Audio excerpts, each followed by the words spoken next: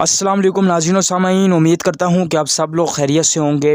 ناظرین، آج کی اس ویڈیو میں آپ کو مولانا فضل الرحمان صاحب سے متعلق ان کی تاریخ پیدائش اور اس کے علاوہ ان کا کون سی جماعت سے تعلق اور ان کے والد صاحب کا کیا نام تھا اور ان کی تاریخ وفات کیا تھی، اس چیزوں کے متعلق آگاہ کروں گا۔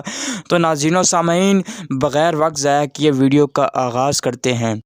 مولانا فضل الرحمان صاحب کی تاریخ پیدائش ہے 19 جون 1953 اور ان کی جو عمر ہے وہ 70 سال ہے، یعنی کہ 70 ایئرز، اور ان کی جو پولیٹیکل پارٹی ہے وہ ہے جمعیت علماء اسلام، اور ان کے جو بیٹے ہیں ان کا نام ہے اسد محمود، اور ان کے والد صاحب کا نام ہے مفتی محمود، جن کی تاریخ وفات 14 اکتوبر 1980 ہے۔ اللہ مولانا فضل الرحمان صاحب کو لمبی زندگی عطا فرمائے۔